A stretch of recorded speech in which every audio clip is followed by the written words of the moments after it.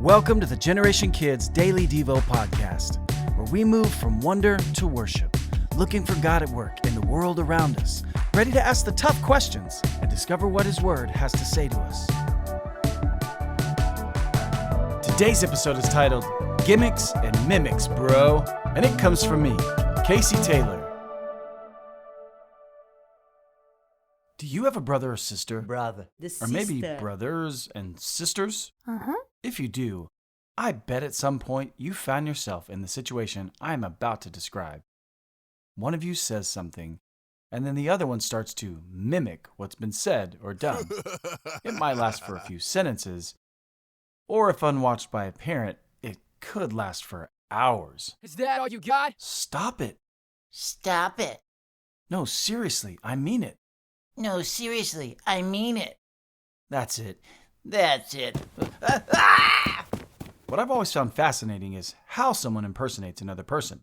Usually it's with some specific type of characteristic blown way out of proportion. Say if a person has a little bit of a higher voice, all of a sudden their voice will sound like they've been sucking down helium balloons when someone impersonates them.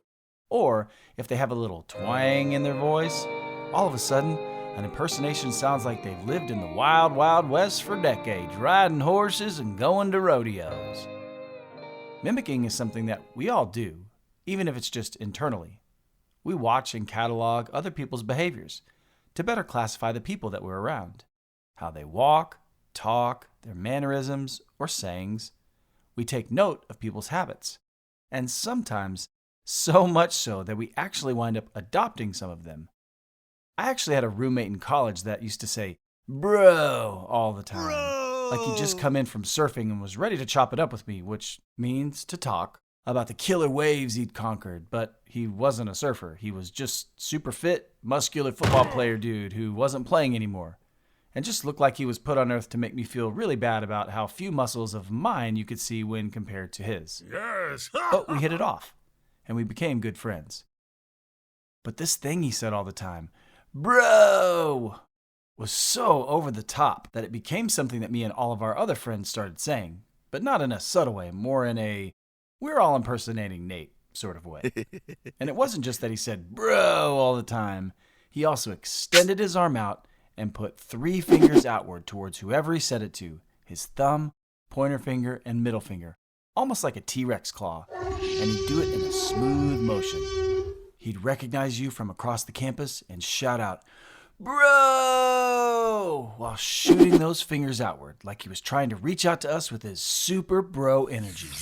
And then after about 2 to 3 seconds, he tucked them back into his fist, and it was just this super fist left dangling in the air.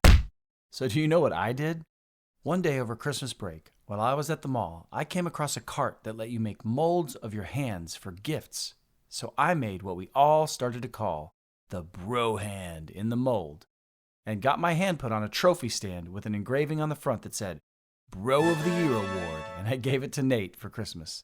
He laughed, and all of our friends thought it was hilarious, but the thing that has stuck with me all these years later is every time someone says, bro, I think about Nate, and then I shoot my hand out, extend 3 fingers, and lock them back into my fist, leaving that balled-up fist extended outward, just like Nate all those years ago. It's amazing how when someone does something that catches our attention or makes a mark on us, how it can influence us and stick with us, even many years later. This is what John is hinting at when he reminds us of the love that Christ showed to us. We love because he first loved us. 1 John 4:19. Jesus walked with the disciples and then the crowds of people, and he showed compassion on them and he cared for them. He spoke truth to them and invited them to know the Father through him. He did all of this, just as we talked about yesterday, in love for the people. John is reminding them that as they take the message and truth of the gospel of Jesus to the ends of the earth, that they themselves had first been loved by Jesus. And because of that love, and in response to that love, just like with my buddy Nate and how I mimicked his bro hand gesture, they too, who have known the love of Jesus, should now mimic Jesus and love others because they were shown that love first and experienced it, and it left a mark on them. When they would see people struggle, they would remember how Jesus lifted their heads up as they mourned and were sad. When people were hungry, They remembered how Jesus fed those people, even miraculously so.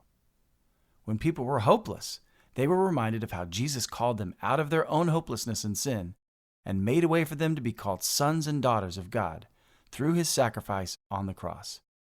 And now they were encouraged to demonstrate and mimic Christ's love with their own lives, their own service, and with their own words.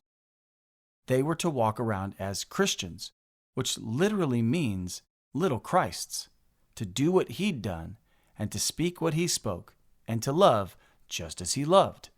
Just as he first loved us, they and we are now to love others. He is our example for how to love. He is our why for the love that we show. He is also the one who first loved us, so that we also might love others. Little mimics of Jesus, or little Christs, otherwise known as Christians. So let's get out there and love, because he first loved us, bro. Now it's time for Today's big question! Today's big question is, what is something that you have picked up from someone else that you now do? Is it something you say?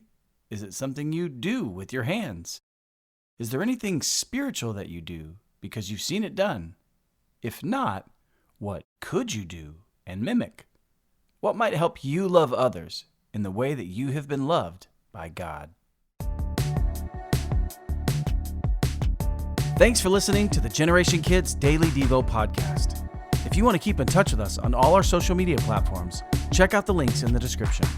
And if you'd like to help support us as we continue to create meaningful content for kids of all generations, please subscribe to our Patreon by visiting us at patreon.com/wearegenerationkids.